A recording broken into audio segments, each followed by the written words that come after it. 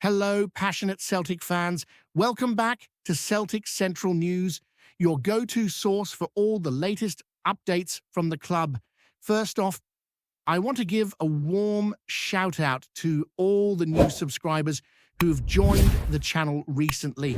Your support really does mean the world, and it's fans like you that make keeping up with the ups and downs of this team worthwhile. Now, getting straight into it, things at Celtic just haven't been smooth lately, and if you've been keeping an eye on the news, you'll know exactly what I mean. The atmosphere has been tense, the results have been poor, and there's no hiding from the fact that our manager, Wilfried Nancy, has had a rough start.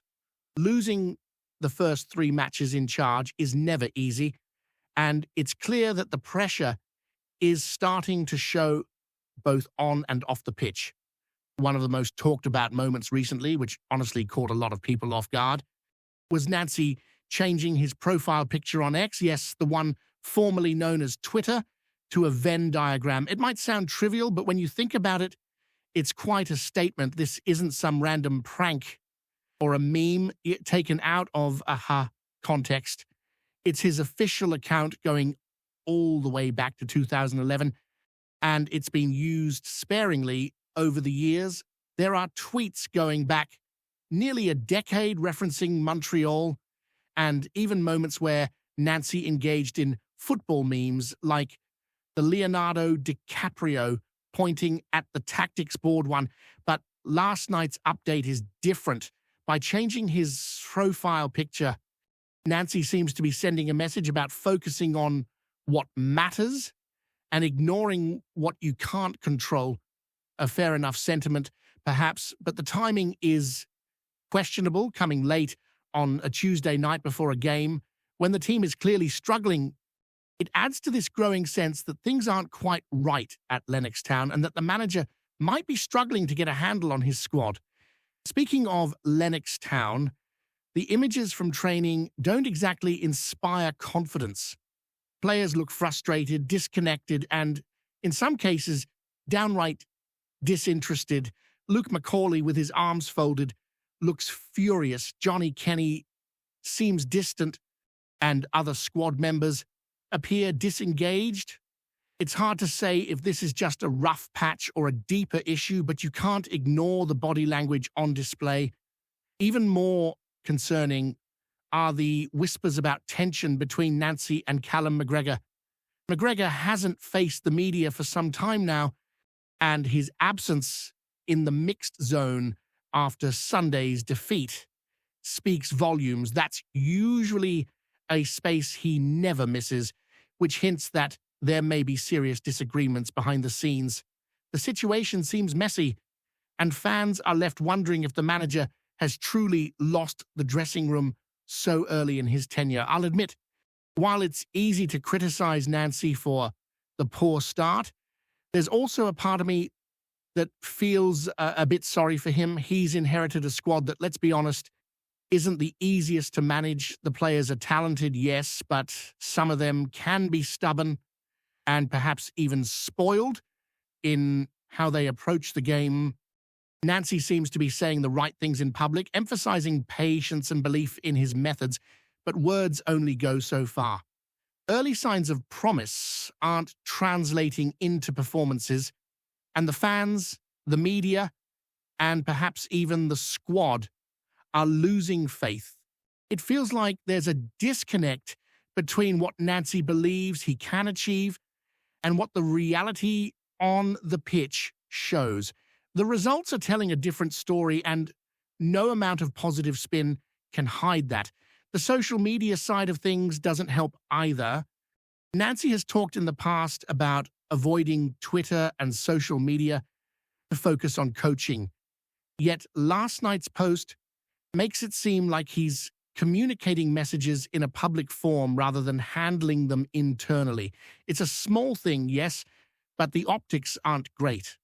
Supporters want to see their manager fully focused on getting results and building trust in the squad, and late-night posts about diagrams don't exactly scream leadership under pressure.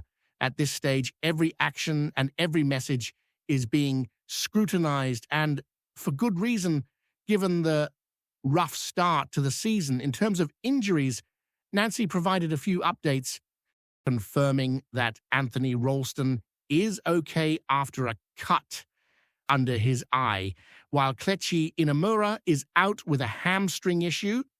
The squad is already stretched thin, with key players unavailable, which leaves Nancy with limited options ahead of tonight's game.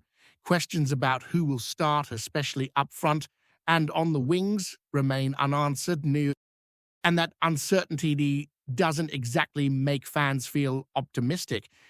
With players like Sebastian Tenkai and Misha Belisha also unavailable, depth is a serious concern. The team looks fragile, and there's a growing sense that they might struggle to compete effectively in the coming fixtures.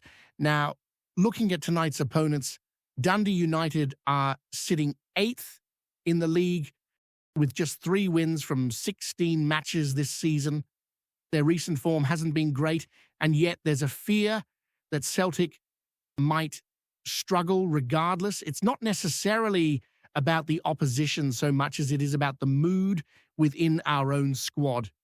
Confidence is low, cohesion is lacking, and belief seems thin on the ground. From set pieces to open play, it's hard to see how the team can impose themselves effectively. The worry is that the negative momentum could continue, and unless something drastic changes, tonight might deliver more of the same, a half-hearted performance, lacking quality, organisation, and the drive we all expect from Celtic. Amid all this, there are snippets of other stories catching attention. Brendan Rodgers has officially taken over as manager of Al-Qadiyah in the Saudi Pro League, and although we won't hear much from Scottish media on that, it's noteworthy for Celtic fans given his legacy at the club. Elsewhere, David Turnbull scored a neat goal for Cardiff City against Chelsea in the League Cup, reminding us that talent can still shine, even in difficult circumstances. And in transfer news, it looks like Inamura may be heading out on loan to FC Tokyo, highlighting that some of our signings haven't fit into the squad as hoped. These developments paint a picture of a club in flux, balancing management challenges, squad depth issues, and a need for urgent results. So here we are, Celtic fans facing a period of uncertainty. Wilfried Nancy is under scrutiny. The players seem unsettled, and results are not coming. Injuries compound the problem, and the sense of belief is waning. As we look ahead to tonight's match, the questions are mounting. Can Nancy inspire the squad to lift themselves? Will the players respond positively, or is the mood too fragile to turn things around? Everything feels delicate, and every decision matters. Fans are understandably anxious, hoping for a spark that might signal a shift in fortune. But at the moment, the signs are troubling, and patience is being tested like never before. So, picking up from where we left off, the tension at Celtic isn't just on the training ground or in the press conferences. It's in every corner of Lennox Town and every decision made on the pitch. You can feel it when watching the players warm up, the body language telling a story that words can barely capture. There's a sense of unease that has settled over the squad, a quiet frustration that is difficult to ignore. Players who usually show energy and determination appear cautious, almost hesitant, as if testing the water before committing fully.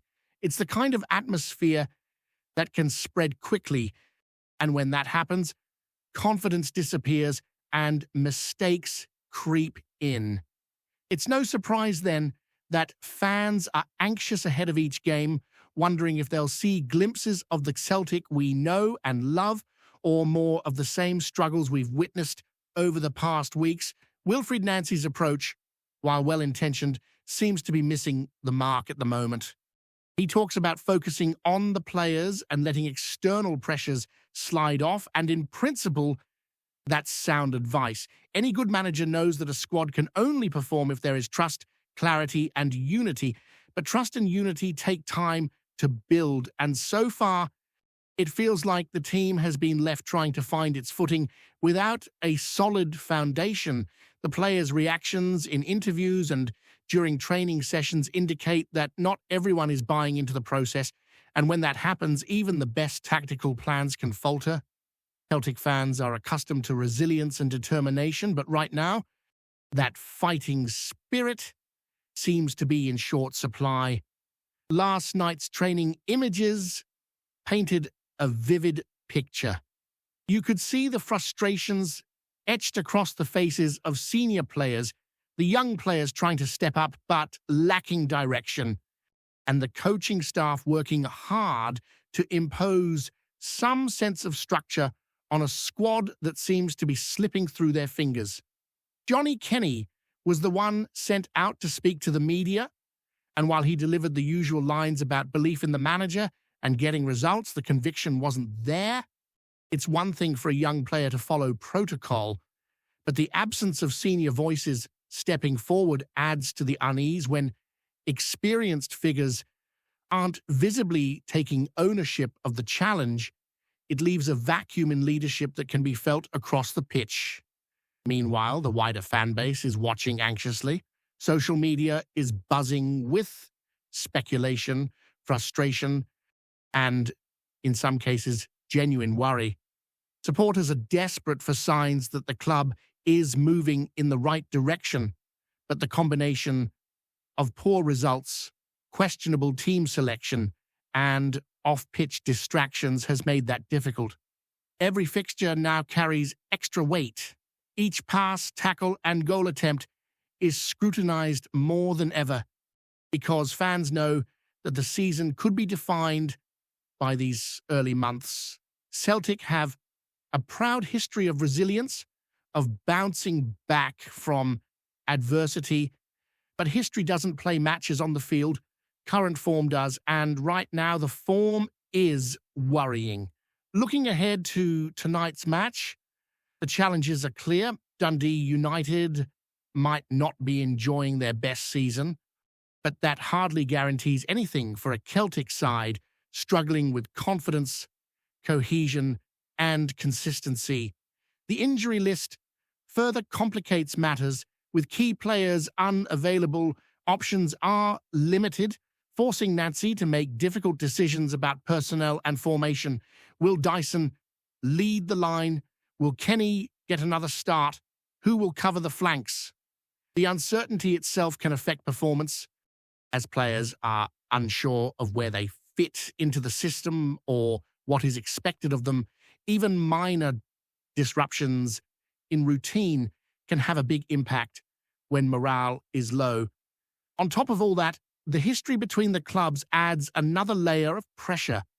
Celtic supporters expect their team to dominate possession, to create chances, and to impose themselves, but with a squad feeling fragile and a manager still finding his feet, expectations are clashing with reality. If the players lack belief in themselves or the system, then the quality of play suffers and the frustration grows. That's a dangerous cycle because frustration on the pitch can lead to errors, defensive lapses, and ultimately results that deepen the crisis. Off the pitch, the management and transfer policies continue to draw scrutiny.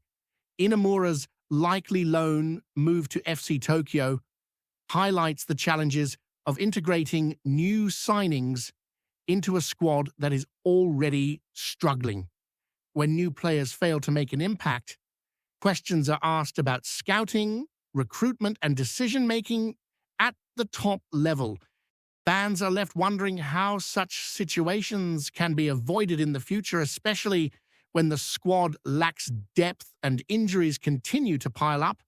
It's a reminder that success is not just about what happens during the 90 minutes of a match, but also about preparation, planning, and foresight in building a squad capable of sustaining challenges across a season. Then there's the mental side of the game, which often goes overlooked but is crucial in moments like this. Confidence is fragile, and it can be hard to regain once it's been lost. Players look at each other for reassurance, and if the cues aren't there, uncertainty spreads. Nancy has spoken about focusing on what can be controlled, but translating that philosophy into performance takes more than words. It requires clear communication, repeated reinforcement, and visible results on the pitch to back it up. Without those results, the message risks being lost or dismissed, which only compounds the challenges facing the manager. Even the interactions with the media are telling. Nancy's recent statements about being unaffected by public opinion may be intended to show resilience, but in practice, it comes across differently.